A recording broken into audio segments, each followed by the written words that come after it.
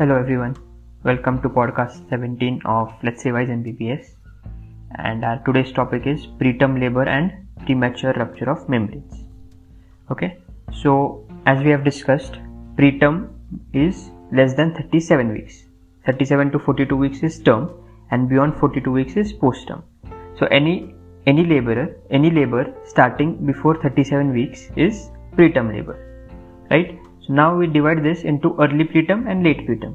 You all know this.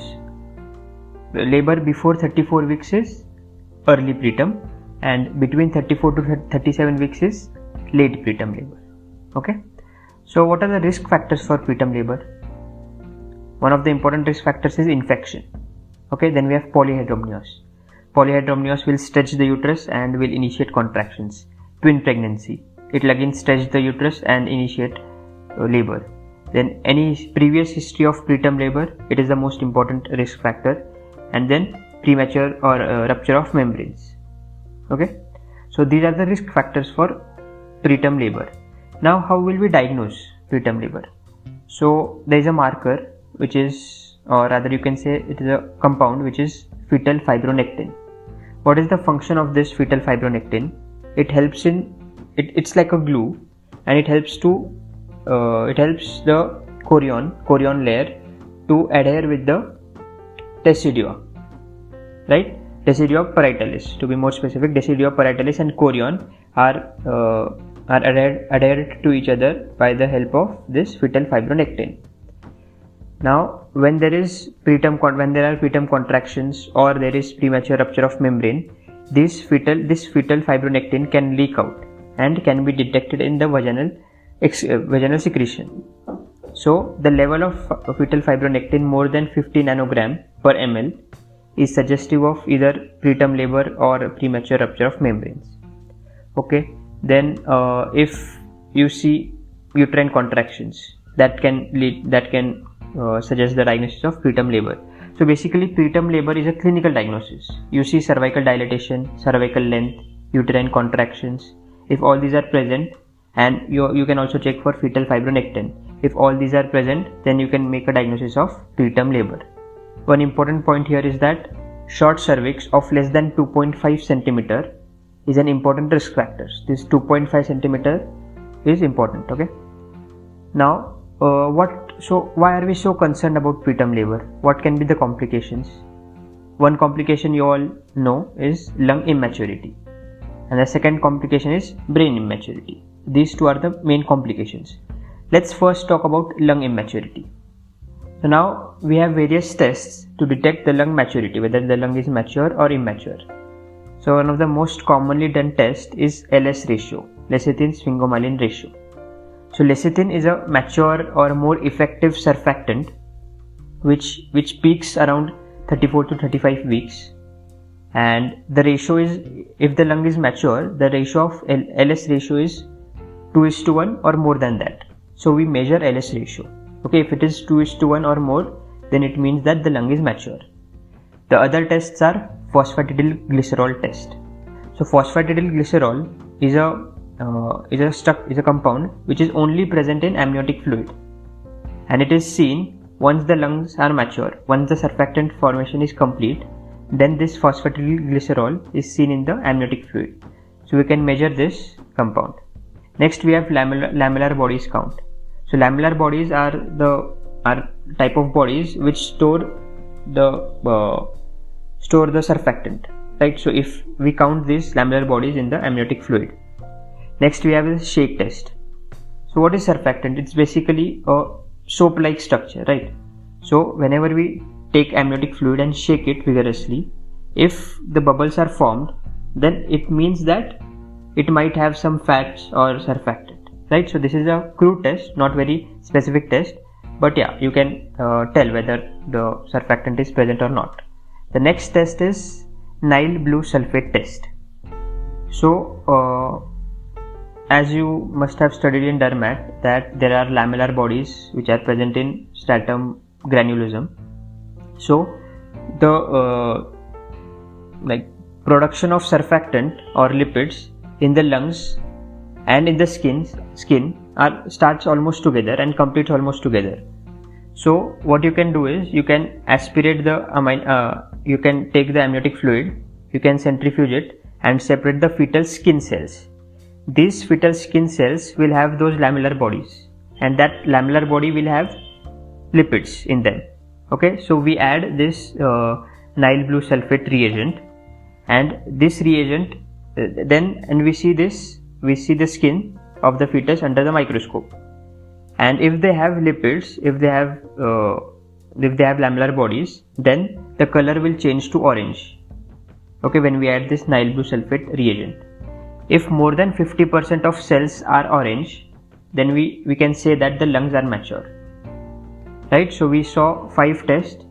The most commonly done is LS ratio, then phosphatidylglycerol. This is the best test, and then we have lamellar body count, shake test, and Nile blue sulfate test. So this was about lung maturity. Next is brain.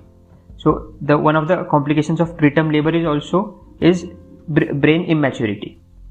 So for brain immaturity, if there is brain immaturity, we give the fetus MgSO4. Okay.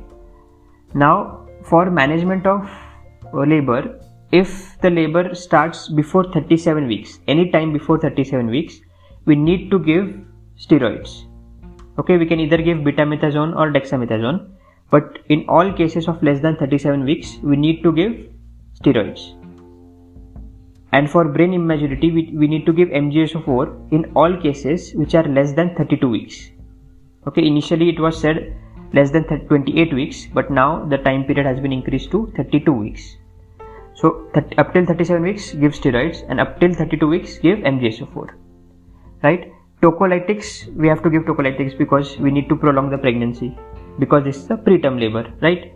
So we give tocolytics in all pregnancy which are less than 34 weeks. Okay, so now what are the tocolytics which you know of? The best and the most commonly used tocolytic is nifedipine. It is a calcium channel blocker, and it is one of the safest tocolytics. Other we have beta agonist like terbutaline, ritodrine. Then we have oxytocin receptor antagonist. The name of that drug is atosiban. Okay, then we have indomethacin and MgSO4. Both these are not used now because of their side effects. So indomethacin specifically not used after 32 weeks because it can close the ductus arteriosus, and MgSO4 is not used because it is toxic. We have seen that the therapeutic range of MgSO4 is between 4 to 7 milliequivalents. But for tocolytic action, we need the concentration of MgSO4 above 7. So it can be toxic. Therefore, MgSO4 and indomethacin are not used as the tocolytics, although they have tocolytic effects. Okay. There is no role of antibiotics in preterm labor. Okay, only if we confirm that the mother is having infection, only then we give antibiotics. Otherwise, there is no role of antibiotics. Okay. Now let's see 1 or 2 cases, and then we'll understand it in detail. So let's say a primi gravida female comes to you. She is 30 weeks pregnant, and she starts developing uterine contraction. We observe with speculum, and we see that cervical dilatation is there. It's of 2 centimeters. Membranes are intact. There is no rupture of membrane, and cephalic presentation is there. So how will we manage her? See, this is a case of preterm labor, right? Because the contractions have started at 30 weeks, but there is no premature rupture of membrane. Okay, so we need to give tocolytics, right? Because tocolytics are given in all cases less than 34 weeks. So we will give her tocolytics. Next, 30 weeks, lungs are immature, we will give her steroids. It's 30 weeks which is less than 32 weeks, therefore we will also give her MgSO4 for brain development. Okay, the patient is having the baby is having cephalic presentation, so we will go for vaginal delivery. Okay, and will we give antibiotics? No. We will take the swab, we will send it for culture sensitivity. If it is present, only then we will give antibiotics. Otherwise, antibiotics are not to be given. This was first case. Second case, let's consider similar case. Everything is same, just that the female is 36 weeks pregnant. Now, what will change? So everything will remain same, except we will not give her MgSO4 because it is given only up to 32 weeks, and we will not give her tocolytics because they are given only up to 34 weeks. Rest, we'll give her steroids, we'll do vaginal delivery, and antibiotics should not be given. So only the steroids are the mainstay in this patient, 36 weeks. Okay. So yeah, this was about preterm labor. Let's talk about premature rupture of membrane. So as the name suggests, it is premature rupture. Normally the membrane should rupture after the onset of labor, but when the membranes, the chorion, amnion, when they rupture before the onset of labor, it is known as premature rupture of membrane. And there is one more term which is preterm premature rupture of membrane. Just add preterm. So in any delivery, if less than 37 weeks, the membranes rupture before the onset of labor, it is known as PPROM. Right? So you understood the difference between PROM and PPROM. Now what can be the causes for PROM? First is cervical incompetency, then infection, polyhydramnios, twin pregnancy, all these. They will stretch the amnion and chorion and they will stretch all the membranes and they can get ruptured. Okay. Now, and in cervical incompetence, the membrane can come out of the cervix into the vagina and it can rupture. Okay, so what will be the main complaint or main symptom of the patient? She will complain of PV leak. So we need to differentiate whether this PV leak is actually the amniotic fluid or vaginal discharge. Okay, so we have various tests for that. The first is nitrazine test.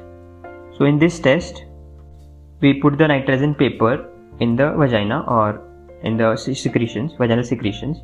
So vaginal discharge is acidic. The main principle is that the vaginal discharge is acidic and amniotic fluid is slightly alkaline. 7.2 to 7.4 is the pH of amniotic fluid. So if the pH is basic, okay, then the paper will turn from yellow to blue. Okay, so if it turns blue, then it means that the discharge is amniotic fluid. Then we can use litmus paper. Litmus paper will turn from red to blue. Then there is a test which is Fern test, Fern, Fern test. So if it is cervical discharge or vaginal discharge, when we allow the discharge to dry, then we will see beaded appearance. But if it is amniotic fluid and we allow it to dry, we will see fern-like appearance. So that is Fern test. And next is obviously fetal fibronectin, which we saw in preterm labor. Same test we can also use in PROM, right? The best test is USG. The best method to diagnose is USG. We will see decreased amount of amniotic fluid in the uterus, right? So that's how we can diagnose. How do we manage? If it is PROM, premature rupture of membrane, and the pregnancy is more than 37 weeks, we terminate it immediately. Why? Because there are higher chances of infection, higher chances of oligohydramnios. That's why we terminate it immediately. If it is PPROM, premature, then let's see, we'll see if it is early or late. If it is late PPROM, that is more than 34 weeks, then also we will terminate. But if it is less than 34 weeks, then we must wait till 34 weeks. Okay, but we will wait only if mother has no infection, no signs of infection, and fetus has no signs of distress. Okay, so if this is the condition, we will wait for 34 weeks and then go for delivery at 34 weeks. Okay, but if in between there are any signs, symptoms of mother having infection or fetus going into distress, then we will terminate the pregnancy immediately. Okay, in all cases of PROM, we will give antibiotics. Okay, unlike preterm labor. In preterm labor, antibiotics had no role, but in PROM and PPROM, in all cases we will give antibiotics. Right. So let's see a last case with having PROM. So a primigravida who is 30 weeks pregnant comes with a history of membrane rupture and PV leak. We observe with speculum there is no cervical dilatation and there are no uterine contractions. How will we manage this? So this is a clear-cut case of PROM. To be more specific, PPROM. Okay. So here we compulsorily need to give antibiotics. Antibiotics in India we use is erythromycin. Okay, so we will give her erythromycin. Steroids, yes, obviously steroids because 30 weeks. MgSO4, yes, 30 weeks. Right? We will continue this pregnancy till 34 weeks. Right? And should we give her tocolytics? No, obviously not, because this is not preterm labor. Uterus is not contracting, so no role of tocolytics, right? So that was about preterm labor and PROM. Okay, chalo, we'll meet tomorrow with a new topic.